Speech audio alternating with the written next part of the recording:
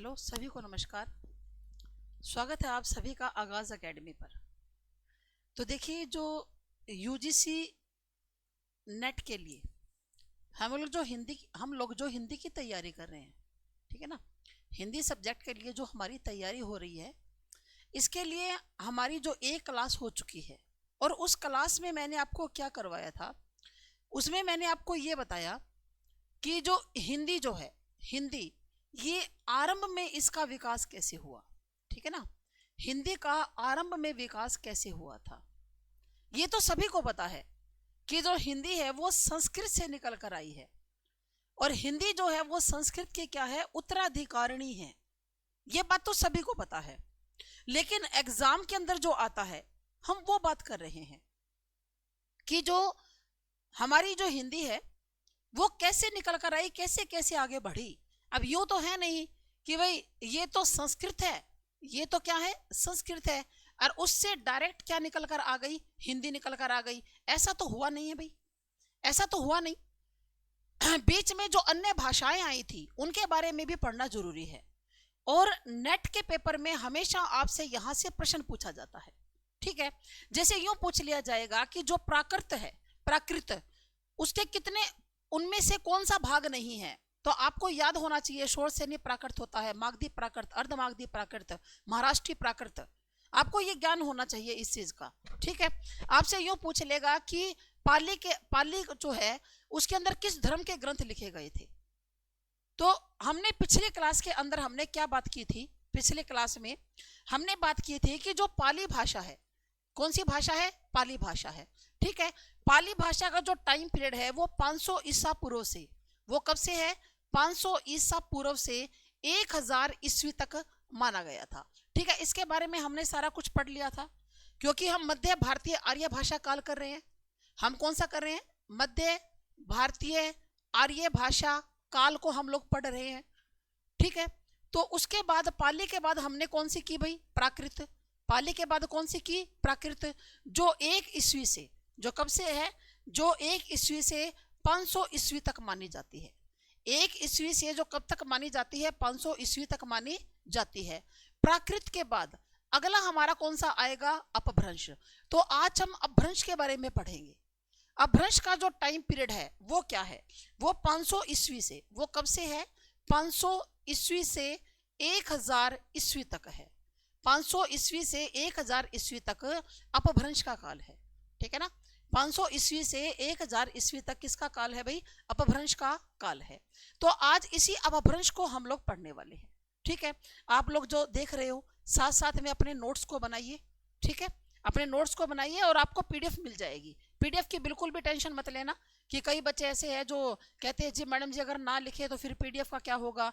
PDF आपको सारी की सारी मिलेगी, जितना भी मैं आपको करवाऊंगी, चाहे मैं आपको पीडीएफ से पढ़ाऊं, चाहे मैं आपको बोर्ड पर पढ़ाऊं, लेकिन आपको पीडीएफ सारी की सारी मिल जाएगी, ठीक है। क्योंकि आप जो ये बच्चे साथ साथ में कर लेते हो ना, ये तो कर लोगे, लेकिन कई बच्चे ऐसे होते हैं जो बाद में बैच खरीदते हैं, यानी कि पेपर से 2 महीने पहले। फिर उनके यही समस्या होती है कि मैडम लिखे या हम लोग पढ़े, है ना। तो समझते हैं, बात सही है उनकी भी, कि 2 महीने में बेचारे पढ़ेंगे या सारे नोट्स बनाएंगे, है ना, साथ साथ में तो बन जाएंगे, तो बन जाएंगे। तो चलो जी, तो 500 ईस्वी से 1000 ईस्वी तक बात किसकी कर रहे हैं हम लोग, अपभ्रंश की बात कर रहे हैं। बात किसकी कर रहे हैं, अपभ्रंश की। टाइम, फिर से टाइम को याद रखना है, क्योंकि नेट के अंदर टाइम का ही चक्कर है।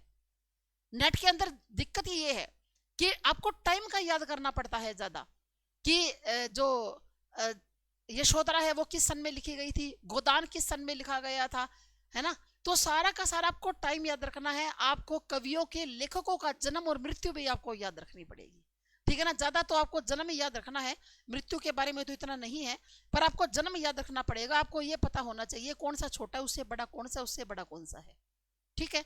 तो अब देखो बात करते हैं, अपभ्रंश का टाइम क्या है, 500 ईस्वी से, 500 ईस्वी से 1000 ईस्वी तक, ठीक है। 1000 के बाद हिंदी की शुरुआत हो जाएगी, 1000 के बाद हिंदी की शुरुआत हो जाएगी। तो अपभ्रंश का नाम क्या है, अपभ्रंश का नाम अवहट नाम है।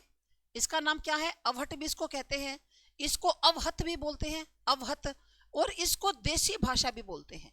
क्या बोलते हैं इसको, देसी भाषा भी बोलते हैं। अवहट बोलते हैं, अवहत बोलते हैं, और क्या कहते हैं इसको देसी भाषा के नाम से भी पुकारा जाता है। ठीक है, फिर वैसे अपभ्रंश का मतलब क्या होता है? अगर हम इसका बिल्कुल शाब्दिक अर्थ की बात करें, अप का मतलब होता है बिगड़ा हुआ, अप का मतलब होता है बिगड़ा हुआ। ठीक है, और भ्रंश का मतलब क्या होता है? रूप। बिगड़ा हुआ रूप है भाई, बिगड़ा हुआ क्या है? रूप है, रूप बिगड़ चुका है। ठीक है ना, रूप क्या हो चुका है? बिगड़ चुका है। देखो जैसे कि मैंने आपको बताया कि ये जो भाषाएं आगे से आगे आई ना, ये किस तरह से आई कि जनरेशन गैप था, पीढ़ियों का अंतर था। जैसे जैसे पीढ़ी आगे आती गई, नई पीढ़ी और पुरानी पीढ़ी के जो विचार है उनको जुठलाती गई। ठीक है, तो अपभ्रंश का मतलब क्या होता है? बिगड़ा हुआ। ठीक है ना, तो उसके बाद देखिए कि अपभ्रंश का प्रारंभ कब हुआ था, अपभ्रंश का प्रारंभ कब से हुआ था। तो अलग अलग विद्वान जो है उनका अलग अलग मत है, जो एग्जाम के अंदर आपसे पूछ लिया जाता है, जो एग्जाम में आपसे पूछ लिया जाता है।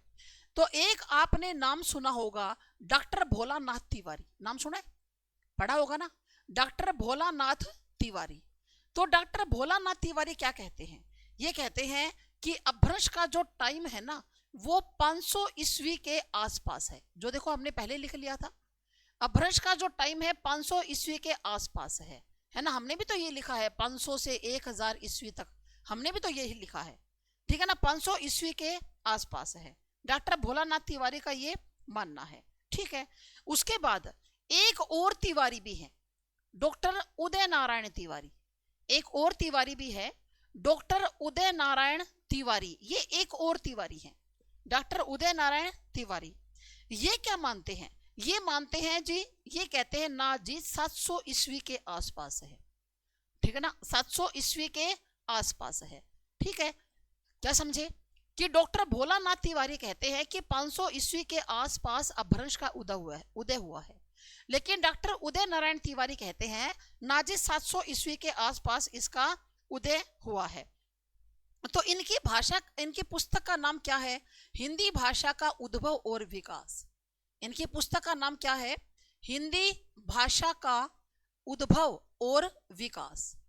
हिंदी भाषा का उद्भव और विकास, ये किसकी पुस्तक का नाम है? डॉक्टर उदय नारायण तिवारी की पुस्तक का नाम है हिंदी भाषा का उद्भव और विकास। नाम याद रखिएगा, एग्जाम के अंदर पहले भी ये पूछी गई है कि हिंदी भाषा का उद्भव और विकास किसकी पुस्तक है? तो डॉक्टर उदय नारायण तिवारी की पुस्तक है। किसकी है? डॉक्टर उदय नारायण तिवारी की, कि हिंदी भाषा का उद्भव कैसे हुआ और विकास कैसे हुआ। ठीक है, क्लियर बात है। उसके बाद बात आते हैं डॉक्टर नामवर सिंह, उसके बाद बात आती है डॉक्टर नामवर सिंह की। किसकी बात आती है? डॉक्टर नामवर सिंह की। ये कब से मानते हैं? ये भी 700 ईस्वी के आसपास मानते हैं। ये कब से मानते हैं? ये 700 ईस्वी के आसपास मानते हैं। क्या मानते हैं? कि हिंदी भाषा का जो अपभ्रंश का है वो 700 ईस्वी के आसपास हुआ था। ठीक है ना, तो इनकी पुस्तक का नाम क्या है? हिंदी के विकास में। इनकी पुस्तक का नाम क्या है? हिंदी के विकास में अपभ्रंश का योगदान। हिंदी के विकास में अपभ्रंश का योगदान, अपभ्रंश का योगदान। इनकी किताब का नाम क्या है? कि हिंदी के विकास में अपभ्रंश का योगदान। ये डॉक्टर नामवर सिंह की पुस्तक का क्या है? ये नाम है। ठीक है ना, इनकी पुस्तक का क्या है? ये नाम है कि हिंदी के विकास में अपभ्रंश का योगदान। ठीक है, क्लियर बात है, क्या समझ में आई? डॉक्टर भोलानाथ तिवारी ने क्या कहा? 500 ईस्वी के आसपास हिंदी का उद्भव हुआ है। डॉक्टर उदय नारायण तिवारी ने कहा 700, नामवर सिंह ने भी कहा 700। उदय नारायण तिवारी की किताब का नाम है हिंदी भाषा का उद्भव और विकास, और नामवर सिंह की पुस्तक का नाम है हिंदी के विकास में अपभ्रंश का योगदान। ठीक है ना, तो आप इसको थोड़ा सा हिंट जोड़ लीजिए। ठीक है ना, कि उद्भव, उदय, उदय, उद्भव, उदय, उद्भव, ऐसे हिंट जोड़ लीजिए। आपको जितने भी हिंदी ये जो लिटरेचर पढ़ना है हिंट जोड़ के पढ़ना पड़ेगा भी, आपको ट्रिक बनानी पड़ेगी, नहीं तो सारा मिक्सअप हो जाएगा। और बच्चों का नेट क्लियर होता क्यों नहीं है? क्योंकि सारा का सारा सौदा मिक्सअप हो जाता है उनका। ठीक है, तो ये क्या है? उदय और उद्भव, और नामवर सिंह विकास में अपभ्रंश का योगदान। ठीक है ना, तो नाम को चढ़ाने में योगदान दिया गया है ना, या नाम को चढ़ाने में योगदान दिया, या यूं याद कर लो उदय उद्भव नाम को चढ़ाने में योगदान दिया, अपभ्रंश ने नाम को चढ़ाने में क्या दिया, योगदान दिया। ठीक है, उसके बाद देखो डॉक्टर हरदेव बहारी ने, नाम क्या है, डॉक्टर हरदेव बहारी ने, नाम क्या है, डॉक्टर हरदेव बहारी।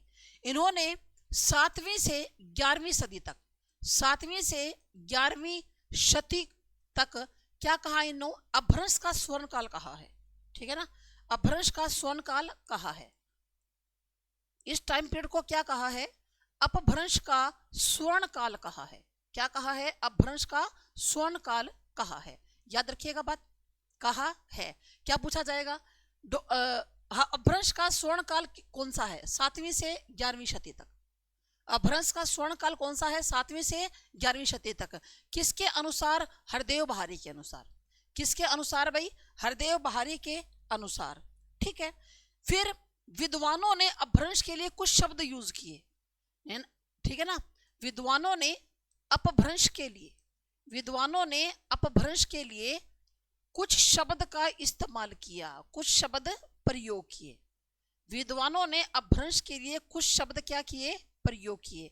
कौन कौन से शब्द इन्होंने प्रयोग किए, एक तो आचार्य दंडी ने इसको क्या कहा, ठीक है ना, आचार्य दंडी ने इसको क्या कहा, आचार्य दंडी ने कहा कि ये आभीरों की भाषा है। ये किसकी है, आभीरों की भाषा है। ठीक है, डॉक्टर दंडी ने अपभ्रंश को क्या कहा, आभीरों की भाषा है। भरत मुनि ने क्या कहा, आचार्य भरत मुनि ने इसके लिए क्या कहा कि ये आभीरोक्ति है। भरत मुनि ने इसके लिए क्या कहा, ये आभीरोक्ति है। क्या है ये, आभीरोक्ति है। और वाघभट्ट और हेमचंद ने क्या कहा, किसने, वाघभट्ट ने व हेमचंद ने, वाघभट्ट और हेमचंद ने इसके लिए क्या कहा कि ये ग्राम भाषा है। ये क्या है, ये ग्राम भाषा है। ठीक है, वाघभट्ट और हेमचंद ने क्या कहा कि ये ग्राम भाषा है। क्या कहा, ये ग्राम भाषा है। अभिरोक्ति बड़ी की मात्रा आएगी भय को। तो ये तीनों बातें आप याद रखिएगा। आचार्य दंडी ने अपभ्रंश के लिए कौन सा जो है शब्दों का यूज किया कि ये आभीरों की भाषा है। ये क्या है, आभीरों की भाषा है। ठीक है, आभीरों कोई विशेष जाति जो है उनकी भाषा है। भरत मुनि कहते हैं कि आभीरोक्ति है, वही आभीरों की उक्ति है ना। उसके बाद वाघभट्ट और हेमचंद क्या कहते हैं, इसको ग्राम भाषा कहते हैं। ठीक है, क्लियर। आचार्य दंडी क्या कहते हैं, आभीरों की भाषा। भरत मुनि आभीरोक्ति, और वाघभट्ट और हेमचंद क्या कहते हैं कि इसको ग्राम भाषा के नाम से इसको पुकारते हैं। ये क्या है, ग्रामीणों को क्या है, ये भाषा है। ग्रामीणों को क्या है, ये भाषा है। फिर अपभ्रंश के कुल 3 भेद होते हैं। अपभ्रंश के कितने भेद हैं, कुल 3 भेद हैं। अपभ्रंश के कितने भेद हैं भाई, 3 भेद अपभ्रंश के माने जाते हैं। कौन कौन से भेद हैं, एक तो है जी नागर, एक तो है नागर। नंबर 2 पर क्या है, उपनागर। नंबर 2 पर क्या है, उपनागर। और नंबर 3 पर कौन सा है, नंबर 3 पर है ब्रांचड़। नंबर 3 पर क्या है, ब्रांचड़। अब ये नागर जो है वो कहाँ की बोली है, जो नागर है वो कहाँ की बोली है, वो गुजरात की बोली है भी, गुजरात की बोली है। ठीक है ना। अपभ्रंश के जो 3 भेद हैं, 3 प्रकार हैं अपभ्रंश के। अपभ्रंश के 3 प्रकार हैं। एक तो नागर है जो गुजरात की बोली है, जो उपनागर है ये राजस्थान की बोली है। जो उपनागर है ना, ये कहाँ की बोली है, ये राजस्थान की बोली है। ठीक है ना, उपनागर कहाँ की बोली है, राजस्थान की बोली है। और ब्रांचड़ कहाँ की बोली है, ये सिंध की बोली है। ब्रांचड़ किसकी बोली है भाई, ये सिंध की बोली है। समझ में आई या नहीं, कि जो अपभ्रंश है उसके 3 भाग हैं। और एग्जाम के अंदर यहां से प्रश्न आता है, पहले भी आया हुआ है कि ब्रांचड़ कहाँ की बोली होती है, सिंध की बोली होती है। ठीक है ना। जो अपभ्रंश है, देखो अपभ्रंश तो एक भाषा है, अपभ्रंश तो क्या थी, एक भाषा थी। इसको अलग अलग क्षेत्रों में अलग अलग नाम दे दिए गए भाई। ठीक है ना, इसके 3 भेद बना दिए। अपभ्रंश के कितने भेद बना दिए, 3 भेद बना दिए। एक तो बनाया नागर जो कि गुजरात की बोली है, एक बनाया उपनागर जो कि राजस्थान की बोली है। नागर क्या है, गुजरात की बोली। उपनागर क्या है, राजस्थान की बोली है। और ब्रांचड़ किसकी बोली है भाई, ये सिंध की बोली है। ब्रांचड़ सिंध की बोली है। ठीक है ना। तो गुजरात के अंदर जो नागर ब्राह्मण हुआ करते थे, ये गुजरात है ना, गुजरात, यहाँ पर नागर ब्राह्मण हुआ करते थे, तो ये नागर ब्राह्मणों की बोली है। उपनागर राजस्थान की है ना, और ब्रांचड़ किसकी बोली है, सिंध की बोली मानी जाती है। अच्छा एक बात और, ये जो दोहा छंद होता है, दोहा, ये क्या है, दोहा, दुहा या दोहा जो है वो भी अपभ्रंश भाषा का छंद है। जो दोहा छंद है वो अपभ्रंश का ही छंद है, वो किसका, अपभ्रंश का ही एक छंद है, ठीक है ना। जो दोहा है या जो दुहा इसको जिसको आप बोलते हो, दोहा को दुहा भी बोला जाता है, ये अपभ्रंश का क्या है, एक छंद है। किसका छंद है भाई, अपभ्रंश का ये छंद है, ठीक है। ये किसका छंद है, अपभ्रंश का एक छंद है, दोहा या दुहा, ठीक है, क्लियर बात। उसके बाद देखिए भाई आगे बात करते हैं कि भाई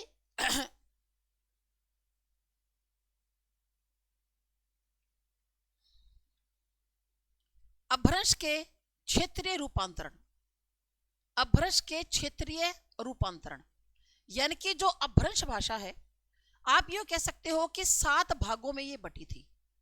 अपभ्रंश भाषा जो है वो 7 भागों में क्या थी, बटी थी, 7 भागों में बटी। और ये वेरी वेरी वेरी इंपॉर्टेंट है ये आपके लिए, ये अब मैं जो आपको करवा रही हूं ये आपके लिए क्या है, वेरी इंपॉर्टेंट है। अपभ्रंश जो है वो 7 भागों में बटी थी। कौन से में, एक तो थी सौर सेनी अपभ्रंश, एक तो क्या, सौर सेनी अपभ्रंश, जो ज्यादातर हर एग्जाम के अंदर पूछी जाती है। HSSC ने भी पूछा था आपकी बार यहां से प्रश्न, नेट लेवल में तो हर बार पूछी जाती है। सौर सेनी अपभ्रंश से कौन सी निकली भाई, गुजराती, कौन सी निकली, गुजराती निकली। और कौन सी निकली, पश्चिमी हिंदी। सौर सेनी अपभ्रंश से गुजराती निकली, पश्चिमी हिंदी निकली, और कौन सी निकली, राजस्थानी निकली। और कौन सी निकली भाई, राजस्थानी निकली। देखो पहले मैंने आपको क्या बताया कि जो अपभ्रंश है उसके 3 रूप थे, है ना, 3 प्रकार की थी वो। और अब जो किस किस के में, नागर, उपनागर और ब्रांचड़। अब किसकी बात कर रहे हैं कि जो अपभ्रंश भाषा है वो उसके क्षेत्रीय रूपांतरण, मतलब उत्तर भारत के अंदर अलग अलग क्षेत्रों में ये यहां से कौन कौन सी भाषाएं निकली है, उत्तर भारत के अंदर अलग अलग क्षेत्रों में कौन कौन सी यहां से भाषाएं निकली है। तो अपभ्रंश जो है वो 7 भागों में बट गई थी। कितने भागों में, 7 भागों में बट गई थी। पहला भाग कौन सा है, सौर सेनी अपभ्रंश। सौर सेनी अपभ्रंश की कौन सी है, गुजराती, पश्चिमी हिंदी और राजस्थानी। देखो यहां पर थोड़ा सा समझने की बात है भाई, जैसे जो पश्चिमी हिंदी है इसकी कितनी है, इसके अंदर 5 बोलियां आती हैं। पश्चिमी हिंदी में कितनी बोलियां आती हैं, 5 बोलियां आती हैं। कौन कौन सी आती हैं अभी पश्चिमी हिंदी में, एक तो आती है हरियाणवी, एक तो कौन सी आती है, हरियाणवी। और हरियाणवी को क्या कहा जाता है, बांगरू भी कहा जाता है। क्या कहा जाता है, बांगरू भी कहा जाता है। एक आती है इसके अंदर खड़ी बोली, एक कौन सी आती है, खड़ी बोली। और खड़ी बोली को कोरवी भी कहा जाता है। क्या कहा जाता है, कोरवी भी कहा जाता है। उसके बाद आती है ब्रज, ब्रज, ब्रज के बाद है बुंदेली, और बुंदेली के बाद कौन सी आती है, कन्नौजी आती है। तो ये पश्चिमी हिंदी की बोलियां हैं। अब अगर आपसे एग्जाम में यूं पूछ ले कि जो ब्रज है, जो ब्रज है वो किससे निकली है, कौन सी अपभ्रंश से निकली है, सौर सेनी से, मागधी से, अर्धमागधी से, तो आप वहां पर कैसे सोचोगे कि ब्रज तो पश्चिमी हिंदी की बोली है और पश्चिमी हिंदी सौर सेनी से निकली है, तो इसका मतलब ब्रज भी किससे निकली है, सौर सेनी से आई है। समझ में आया, ब्रज भी किससे आई है, सौर सेनी से आए हैं। अभी 4-5 दिन पहले, 3-4 दिन पहले यूपी के अंदर कांस्टेबल का पेपर था, ठीक है। मैं आपको बताती हूँ किस तरह से प्रश्न पूछा जाता है। यूपी के अंदर कांस्टेबल का पेपर था, तो उसके अंदर क्या पूछा गया था कि जो बांगरू है, क्या पूछा गया था कि ये जो बांगरू है, बांगरू ये कौन सी अपभ्रंश की है, ये पूछा गया था। तो आप बताओ, इतना जो गहरा, इतना गहरा प्रश्न जो नेट लेवल का है वो यूपी पुलिस के अंदर पूछा गया था। बांगरू कौन सी अपभ्रंश से निकली है, तो यहाँ पर दिमाग लगाने की बात है भाई। बांगरू जो है वो किसको कहा जाता है, हरियाणवी को। और हरियाणवी किसकी बोली है भाई, बांगरू या हरियाणवी, पश्चिमी हिंदी की। और पश्चिमी हिंदी कहां से निकली है, सौर सेनी अपभ्रंश से। तो इसका मतलब बांगरू भी किसकी है, सौर सेनी अपभ्रंश की है भाई, है ना। राजस्थानी में कौन सी आती है, राजस्थानी में एक तो आती है जी जयपुरी, और जयपुरी को क्या कहा जाता है, जयपुरी को एक मिनट, जो जयपुरी को ढूंढान भी कहा जाता है। क्या कहा जाता है, ढूंढान भी कहा जाता है, जयपुरी। उसके बाद मारवाड़ी, उसके बाद क्या है, मारवाड़ी। फिर है जी मेवाती, और मेवाती के बाद कौन सी है, मालवी। ठीक है। तो इसका मतलब आपसे यूं पूछेगा कि मालवी किस अपभ्रंश से निकली है, तो आप क्या कहोगे, शोरसेनी अपभ्रंश से निकली है। ठीक है, गुजराती के नहीं पूछेगा क्योंकि ये हिंदी के अंदर आती है, ये हिंदी के अंतर्गत उपभाषाएं हैं। ये हिंदी की दो क्या हैं, उपभाषाएं हैं, पश्चिमी हिंदी और राजस्थानी, इनके बारे में आपसे पूछेगा। क्लियर, समझ में आ गया। शोरसेनी अपभ्रंश से कौन सी निकली, गुजराती, पश्चिमी हिंदी, और कौन सी निकली है भाई, राजस्थानी, और कौन सी निकली है, राजस्थानी। ठीक है, तो पहला तो अपना क्या हो गया, इसका एक तो क्षेत्रीय रूपांतरण ये हो गया, शोरसेनी अपभ्रंश। उसके बाद दूसरा कौन सा आएगा, मागधी अपभ्रंश। दूसरा कौन सा आएगा, मागधी अपभ्रंश, जो कि मगध के आसपास बोली जाती थी, मागधी अपभ्रंश, मागधी अपभ्रंश। इससे कौन सी निकली है, बिहारी, एक तो कौन सी निकली है, बिहारी, बिहारी, एक निकली है बंगला, बिहारी बंगला, एक निकली है उड़िया, और एक निकली असमिया, एक निकली असमिया। ठीक है ना, एक कौन सी निकली, असमिया। तो बिहारी, बंगला, उड़िया, असमिया।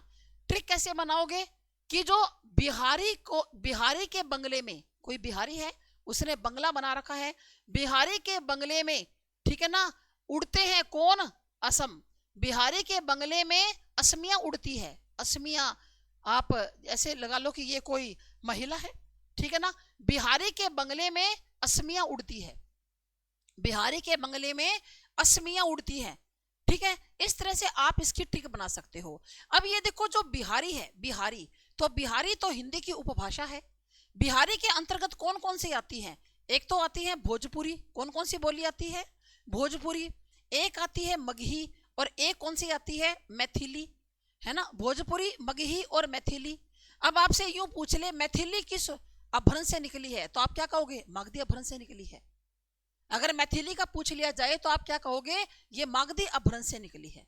ठीक है, तो ये आप शोरसेनी को लिए याद करोगे कि गुजरात और पश्चिम और राजस्थान तीनों एक हो गए, गुजरात, पश्चिमी गुजरात और राजस्थान एक ही है। ठीक है, बिहारी के बंगले में असमिया उड़ती है, बिहारी के बंगले में असमिया उड़ती है। उसके बाद बात करते हैं नंबर 3 पर। अब बात करते हैं नंबर 3 पर। तो नंबर 3 पर इसके अंदर क्या है, अगला है अर्धमागधी। अगला कौन सा है, अर्धमागधी। अर्धमागधी क्या है, अर्धमागधी मागधी और शोरसेनी दोनों के बीच की है। ठीक है ना, शोरसेनी और मागधी दोनों के बीच की कौन सी है, अर्धमागधी, जो आदि मागधी है और आदि शोरसेनी है। अर्धमागधी से कौन सी निकली है, पूर्वी हिंदी। अर्धमागधी से कौन सी निकली है, पूर्वी हिंदी। अब बताओ, पूर्वी हिंदी के अंदर कितनी बोलियां आती हैं, 3 आती हैं जी, कौन कौन सी, एक तो आती है अवधी, एक आती है बघेली, और एक कौन सी आती है, छत्तीसगढ़ी। अवधी, बघेली और छत्तीसगढ़ी। अब कर लोगे ना आराम से, बताओ करोगे कि नहीं, अब तो समझ में आ जाएगा। अवधी, बघेली और छत्तीसगढ़ी। आपसे पूछ लेगा अवधी कौन सी अपभ्रंश से निकली है, अर्धमागधी से। ठीक है ना, अर्धमागधी से निकली है। तो अर्धमागधी पूर्वी हिंदी, अर्धमागधी पूर्वी हिंदी। याद कर लीजिएगा कि जो आधा मगध, आधा जो मगध है वो पूर्वी हिंदी में आ गया, आधा जो मगध है वो पूर्वी हिंदी के अंदर आ गया। उसके बाद बात करते हैं जी नंबर 4 पर। नंबर 4 पर है पैशाची। नंबर 4 पर क्या है, पैशाची। ठीक है ना, पैशाची के अंदर कौन कौन सी निकली, पंजाबी और लहंदा। कौन सी निकली, पंजाबी और लहंदा। ठीक है ना, तो कैसे याद करो कि जो पिशाच है यानी कि जो राक्षस है वो पंजाब में और लहंदा में रहते हैं, है ना, राक्षस जो है वो पंजाब और लहंदा में रहते हैं, पंजाबी और लहंदा इसके अंदर आ गई। नंबर 5 पर क्या है, महाराष्ट्री। नंबर 5 पर क्या है, महाराष्ट्री। और महाराष्ट्री में कौन सी है, मराठी। ये तो याद हो जाएगा कि महाराष्ट्र में कौन सी है, मराठी है, महाराष्ट्र में कौन सी है, मराठी है। उसके बाद देखो जी नंबर 6 पर ब्रांचड़। उसके नंबर क्या है, ब्रांचड़, और ब्रांचड़ में क्या आएगी, सिंधी। आगे क्या है, ब्रांचड़। ब्रांचड़ में कौन सी आती है, सिंधी, सिंध प्रांत में बोली जाती है, तो ब्रांचड़ में सिंधी है जी। और खस, नंबर 7 पर क्या है, खस। खस में कौन सी आती है, पहाड़ी। खस में कौन सी आती है भाई, पहाड़ी आती है। तो आपको अपभ्रंश की जो ये 7 जो क्षेत्रीय रूपांतरण है, यानी कि अलग अलग क्षेत्रों में कौन कौन सी अपभ्रंश से निकली है, ये आपको पक्की पक्की याद होनी चाहिए, क्योंकि ये very very very important topic है और यहां से एग्जाम के अंदर बार बार आता है, बार बार पूछा जाता है। ठीक है, अब देखो एक बार रिवाइज कर लेते हैं। पहले हमने कौन सी की, सोर सैन्य अपभ्रंश। पहले हमने कौन सी की भाई, सोर सैन्य अपभ्रंश। सोर सैन्य अपभ्रंश में कौन सी आती है, गुजराती, पश्चिमी हिंदी और राजस्थानी। कौन कौन सी आएगी, गुजराती, पश्चिमी हिंदी और राजस्थानी। फिर है जी मागधी अपभ्रंश, इसके अंदर बिहारी के बंगले में उड़ती है असमिया, बिहारी के बंगले में उड़ती है असमिया। तो जो बिहारी के अंदर आएगी भोजपुरी, मगही, मैथिली, वो भी इसके अंदर आ जाएगी। पश्चिमी हिंदी और राजस्थानी की यहाँ आ गई भाई, पश्चिमी हिंदी और राजस्थानी की यहाँ आ गई। अर्धमागधी यानी कि मगध और सोरसेन दोनों के बीच का क्षेत्र है। ये तो सोरसेन सूरसेन हो गया जनपद, ये तो सूरसेन जनपद है, ये मगध जनपद है। तो सूरसेन जनपद और मगध जनपद, इन दोनों के बीच की क्या है, अर्धमागधी। अर्धमागधी में कौन सी, पूर्वी हिंदी आती है। कैसे याद करोगे, आधा मगध पूर्वी हिंदी को बोलता है, आधा मगध पूर्वी हिंदी को बोलता है। ठीक है। पैसाची क्या है, पंजाबी और लहंदा, पंजाबी और लहंदा, है ना। तो या यूं भी याद कर सकते हो, पैसाज कहते हैं कि पंजाबी लहंगा दिला दो, राक्षस क्या कहते हैं, पंजाबी लहंगा पहनेंगे। ट्रिक कोई भी हो सकती है। राक्षस क्या कहते हैं, पंजाबी लहंगा पहनेंगे। महाराष्ट्र में कौन सी है भाई, मराठी, महाराष्ट्र में कौन सी है, मराठी। ब्रांचड़ सिंधी, ब्रांचड़ तो वैसे सिंध प्रांत में है। और खस में कौन सी आएगी, पहाड़ी। पहाड़ों पर क्या उगती है, खसखस। पहाड़ों पर क्या उगती है भाई, खसखस। कैसे याद करोगे, पहाड़ों पर उगती है खसखस। ठीक है, इस तरह से आप इसको याद कर सकते हो कि पहाड़ों पर क्या उगती है, खसखस उगती है। एक मिनट पानी पी लूं मैं।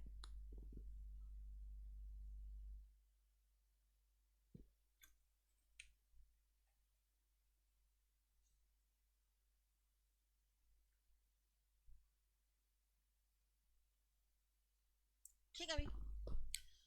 उसके बाद देखिए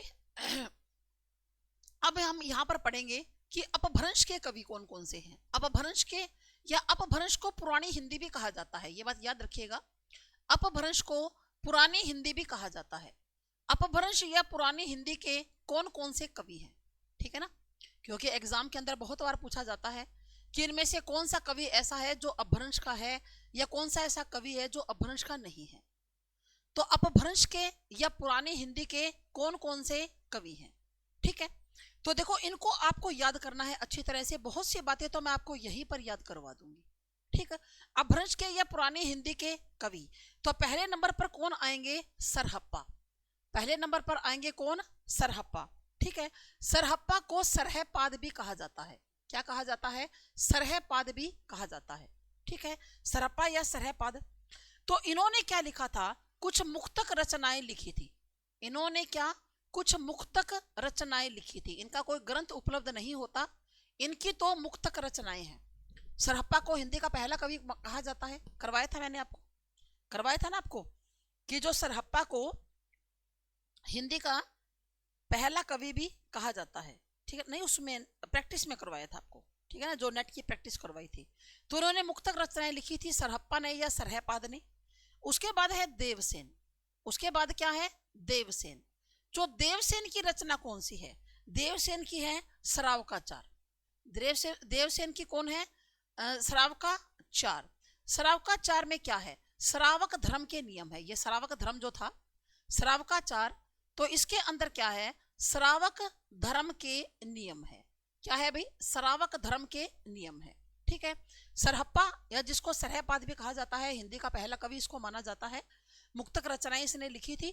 जो देवसेन है ये भी अपभ्रंश के कवि हैं या पुरानी हिंदी के कवि हैं। देवसेन ने श्रावकाचार लिखी और इसके अंदर श्रावक धर्म के क्या है, नियम है। थोड़ा थोड़ा हिंट जोड़ते चलो, है ना, कि जो देवता हैं वो श्रावक धर्म का पालन करते हैं, ठीक है ना, देवता श्रावक धर्म का पालन करते हैं। उसके बाद है स्वयंभू, बहुत बार एग्जाम के अंदर पूछा जाता है स्वयंभू। स्वयंभू को बहुत बार एग्जाम में पूछा जाता है। तो स्वयंभू को क्या कहा जाता है, अपभ्रंश का महान कवि। स्वयंभू को अपभ्रंश का महान कवि कहा जाता है। क्या कहा जाता है, महान कवि। आपसे पूछ लिया जाएगा अपभ्रंश के महान कवि कौन है, तो आंसर क्या आएगा, स्वयंभू है। अपभ्रंश के महान कवि कौन है, स्वयंभू है, ठीक है ना। तो स्वयंभू की कौन कौन सी रचनाएं हैं, कौन कौन सी मुख्य रचनाएं हैं। एक तो है जी पौमचर्यू, एक तो है पौमचर्यू, ठीक है। एक है रिठमेणी चुर्यू, एक कौन सी है, रिठमेणी चर्यू। एक तो पौमचर्यू, एक है रिठमेणी चर्यू। कौन सी है? रिठमणि चर्यु। और एक है जी स्वयंभू छंद, एक है स्वयंभू छंद, ठीक है ना।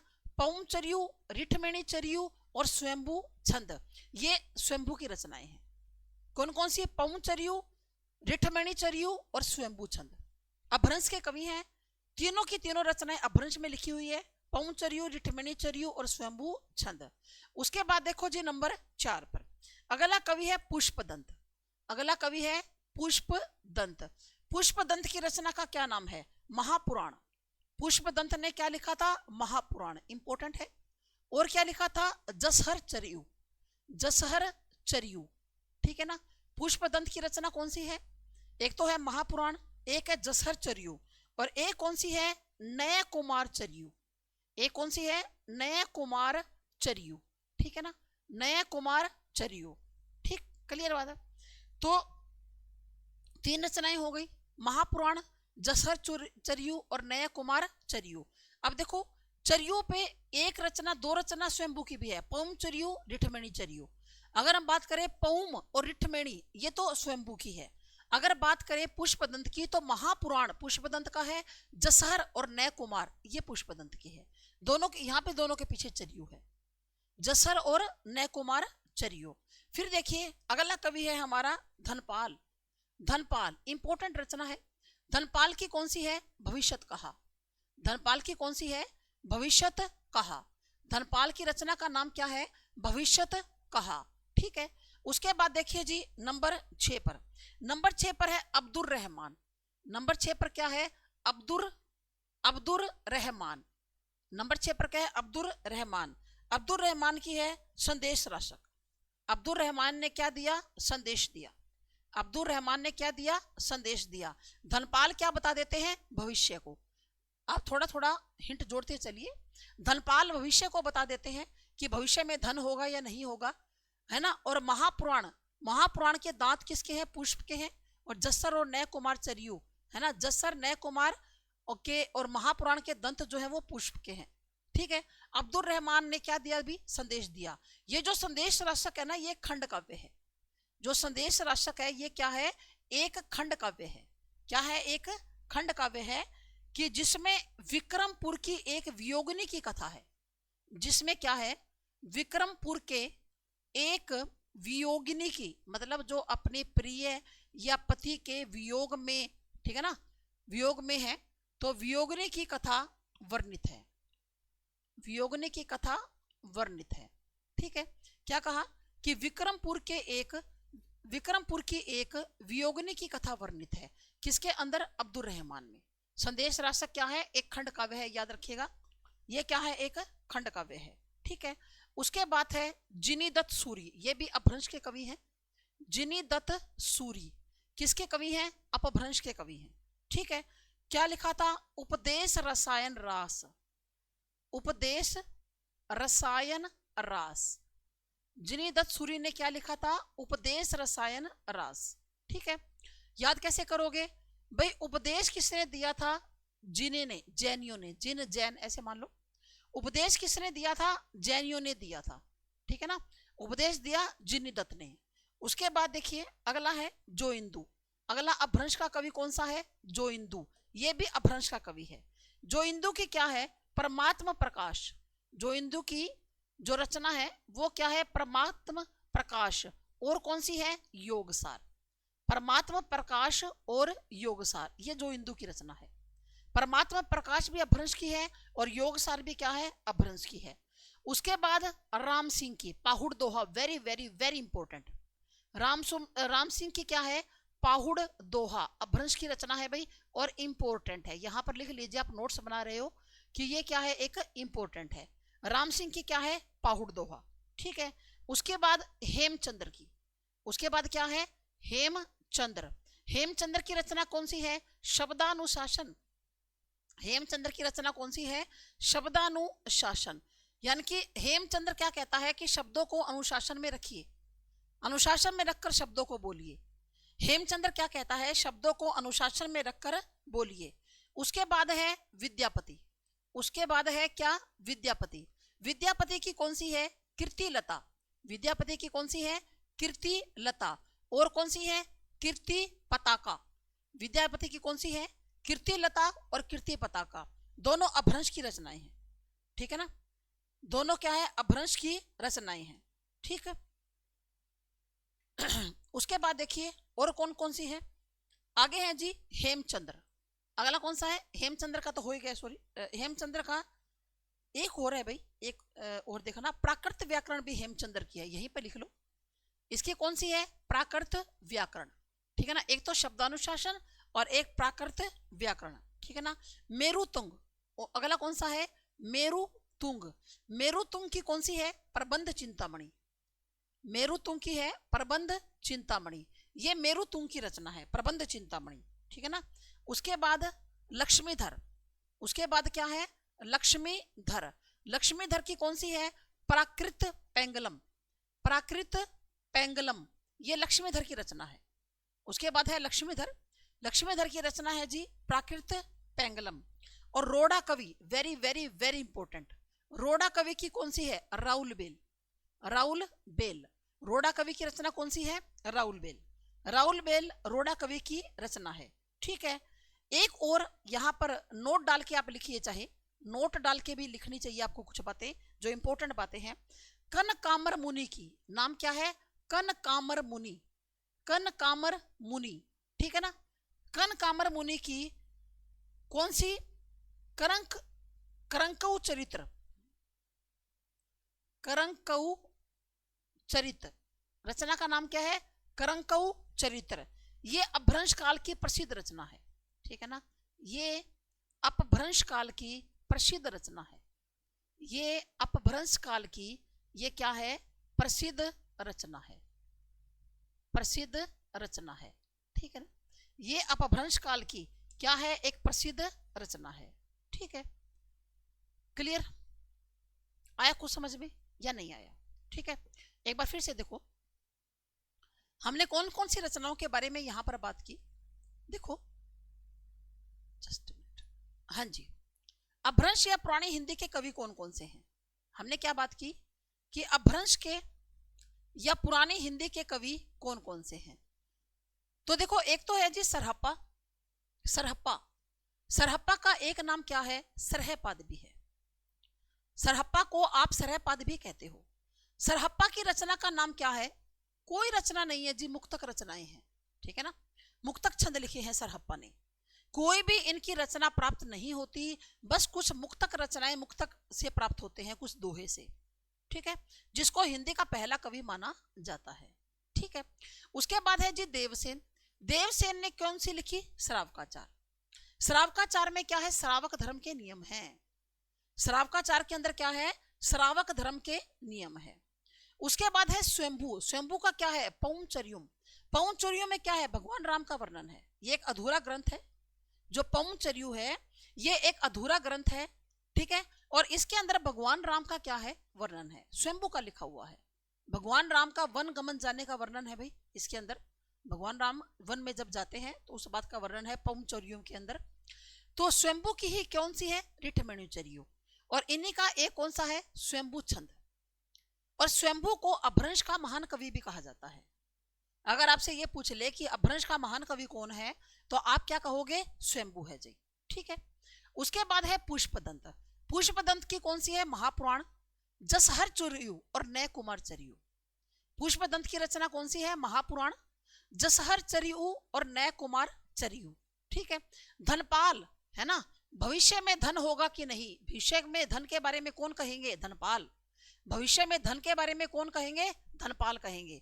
अब्दुल रहमान ने क्या दिया? संदेश दिया। अब्दुल रहमान ने क्या दिया? संदेश दिया। अब संदेश राष्ट्र एक खंड काव्य है, विक्रमपुर की एक वियोगिनी की कथा वर्णित है इसके अंदर। ठीक है, जिनीदत्त सूरी की क्या है? उपदेश रसायन रास।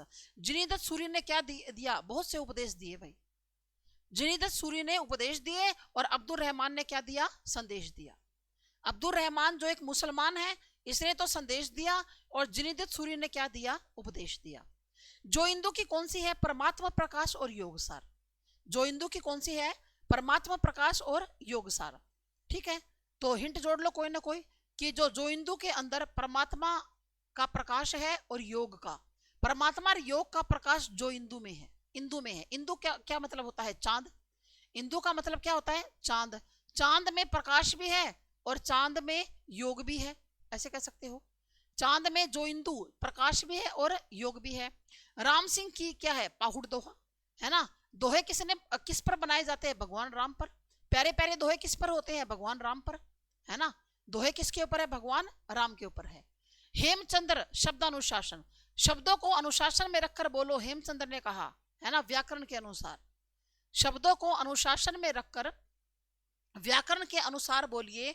ये बात किसने कही भाई? हेमचंद्र ने। ये बात किसने कही? हेमचंद्र ने। फिर विद्यापति की तो फेमस है कीर्ति लता कीर्ति पताका। विद्यापति को तो कीर्ति मिल गई थी लताओं से, पताकाओं से। मेरु तुंग की कौन सी है? प्रबंध चिंतामणि। मेरु तुंग, मेरु तुंग, मेरु क्या होता है? पर्वत, है ना। पर्वत पर रहने का प्रबंध कर लो भाई। इतनी चिंता है कि पर्वत पर जा तो रहे हैं पर रहने का प्रबंध कैसे होगा, ये चिंता है। थोड़ा थोड़ा हिंट जोड़ोगे तभी याद रहेगी एग्जाम में। क्यों? आगे तो सागर है, सागर रचनाओं का। इतनी सारी कैसे याद करोगे? थोड़ा हिंट जोड़ोगे तो याद हो जाएगी, ठीक है ना। कि मेरु पर्वत पर प्रबंध करो, प्रबंध कैसे होगा ये तो चिंता है भाई। लक्ष्मीधर की प्राकृत पेंगलम, है ना। तो लक्ष्मीधर ने क्या किया कि प्राकृत, प्रकृति लक्ष्मी के अनुसार चलती है। जो प्रकृति है वो लक्ष्मी के अनुसार चलती है। प्राकृत पेंगलम, प्रकृति लक्ष्मी के अनुसार चलती है, ठीक है ना। रोड़ा राउल वेल, रोड़ा राउल रे रे ये जसता है वैसे भी, ठीक है ना। तो क्या है? बेल में रोड़े मत अटकाओ भाई, बेल में रोड़े मत अटकाओ।